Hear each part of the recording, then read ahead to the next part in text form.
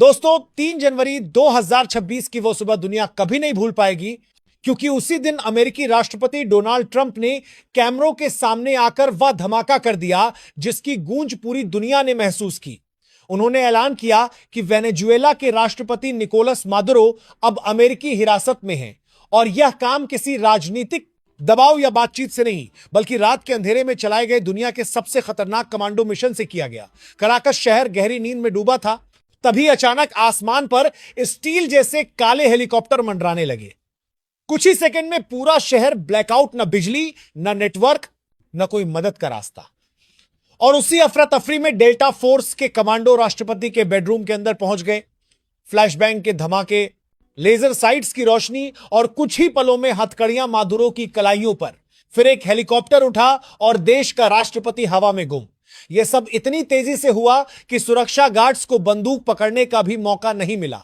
Film जैसा लगता है, लेकिन यह असली कहानी है। इस एक ऑपरेशन ने सिर्फ एक नेता को नहीं गिराया, बल्कि रूस और चीन के सपनों का भी कचूमर निकाल दिया। वेनेजुएला दुनिया का सबसे बड़ा तेल भंडार अब सीधे सीधे अमेरिका के प्रभाव में आ चुका है। चीन ने वहां अरबों डॉलर झोंक रखे थे। रूस उसे अपनी लैटिन अमेरिका की एंट्री गेट के रूप में देख रहा था, लेकिन अब पूरा खेल उलट चुका है। ट्रंप ने एक तीर से दो शिकार कर दिए, तेल पर पकड़ और विरोधी महाशक्तियों पर दबदबा। पर इसका सबसे बड़ा फायदा किसे मिला? जवाब है भारत, क्योंकि भारत अपनी 85% तेल जरूरत बाहर से खरीदता है और अब उसे एक नया सस्ता और स्थिर स्रोत मिलने वाला है, वह भी अमेरिका की नाखुशी के बिना। भारत की रिफाइनरीज वेनेजुएला के गाढ़े तेल को प्रोसेस करने में दुनिया में सबसे आगे हैं। यानी कच्चे तेल से तैयार प्रोडक्ट बनाकर भारत मोटा मुनाफा भी कमा सकता है। तेल सस्ता, ऊर्जा सुरक्षित और सुपर पावर से रिश्ते भी मजबूत। यह किसी जैकपॉट से कम नहीं। लेकिन दूसरी तरफ वेनेजुएला का सच बहुत डरावना है। देश सुलग रहा है, समर्थक और विरोधी सड़कों पर आमने सामने हैं, सेना के गुट टूट रहे हैं, अमेरिकी नेवी तटों को ब्लॉक कर चुकी है, हालात गृहयुद्ध की तरफ बढ़ रहे हैं। इतिहास बताता है कि जब किसी बाहरी ताकत ने किसी देश की सत्ता बदली है, वहां शांति बहुत देर से लौटती है। सवाल यह भी है, क्या यह दुनिया अब उस दौर में पहुंच चुकी है जहां सरकारें टैंकों से नहीं, सीक्रेट मिशनों से गिराई जाएंगी? क्या अंतरराष्ट्रीय कानून अब सिर्फ किताबों तक सीमित रह जाएंगे? लेकिन दोस्तों, कहानी यहां खत्म नहीं होती, बल्कि यहीं से असली खेल शुरू होता है। मादुरो के उठाए जाने के बाद वेनेजुएला एक उबलते ज्वालामुखी की तरह फट पड़ा है।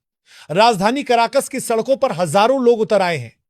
कुछ जश्न मना रहे हैं, तो कुछ गुस्से में आग उगल रहे हैं। सेना के भीतर फूट पड़ चुकी है।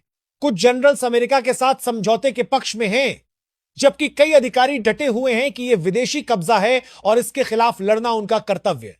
दूसरी ओर जंगलों और पहाड़ी इलाकों में पूर्व सैनिकों और विशेष यूनिट्स के छोटे छोटे ग्रुप बन रहे हैं जो गुरिल्ला युद्ध की तैयारी कर रहे हैं। इन्हें प्रोलॉन्ग्ड रेजिस्टेंस नाम दिया गया है, यानी लंबा प्रतिरोध। उनका कहना है कि जब तक अमेरिकी फौज वेनेजुएला की धरती पर है, तब तक वे चैन से नहीं बैठेंगे। शहरों में कर्फ्यू, रात में सायरन, दिन में तनाव, यह नया वेनेजुएला है। उधर वॉशिंगटन में भी सियासी आंधी चल रही है। ट्रंप प्रशासन इस ऑपरेशन को 21वीं सदी का सबसे सफल मिशन बता रहा है। अमेरिकी मीडिया इसे आतंक के खिलाफ जीत घोषित कर रहा है। लेकिन दूसरी तरफ आलोचक सवाल उठा रहे हैं, क्या यह लोकतंत्र की बहाली है या संसाधनों पर कब्जे का खेल? ट्रंप विरोधी धड़े का आरोप है कि यह पूरा ऑपरेशन चुनावी राजनीति और ग्लोबल तेल मार्केट पर कंट्रोल के लिए रचा गया था। कुछ लीक रिपोर्ट्स तो यहां तक कह रही हैं कि वेनेजुएला के विपक्षी नेताओं के साथ पहले से गुप्त समझौते किए गए थे, जिसमें सत्ता के बदले संसाधन सौंपने की बात हुई। अगर यह सच हुआ तो यह आधुनिक दौर का सबसे बड़ा राजनीतिक सौदा साबित होगा। रूस और चीन भी अब चुप नहीं रहने वाले। मॉस्को से सख्त बयान आया कि यह अंतरराष्ट्रीय कानून का उल्लंघन है और इसके दूरगामी असर होंगे। चीन ने अपने आर्थिक हितों को खतरे में बताते हुए अमेरिका के खिलाफ संयुक्त राष्ट्र में कड़ा रुख अपनाया है। के पीछे हथकंडे चल रहे हैं, आर्थिक दबाव, छुपे प्रतिबंध और कूटनीतिक चालें। दुनिया एक नई ठंडी जंग की तरफ बढ़ रही है, जहां गोलियां कम और रणनीतियां ज्यादा चलेंगी। भारत इस पूरी स्थिति को बेहद शांति लेकिन गहरी निगाह से देख रहा है। यहां से उठाया गया हर कदम भविष्य की विदेश नीति तय करेगा। भारत के पास अब ऊर्जा सुरक्षा मजबूत करने का मौका है, लेकिन साथ ही उसे संतुलन भी बनाए रखना है, ताकि रूस अमेरिका और चीन तीनों के साथ रिश्ते बिगड़े नहीं, ये एक बेहद बारीक रस्सी पर संतुलन बनाने जैसा है, जहां जरा सी फिसलन भी भारी पड़ सकती है। मादुरो मीनवाइल अमेरिकी कस्टडी में है, उनकी लोकेशन सीक्रेट रखी गई है। खबर है कि उन पर नार्को टेररिज्म, मनी लॉन्ड्रिंग और मानवाधिकार हनन के आरोप फॉर्मली लगाए जाएंगे। अगर उन्हें दोषी ठहराया गया तो यह किसी वर्तमान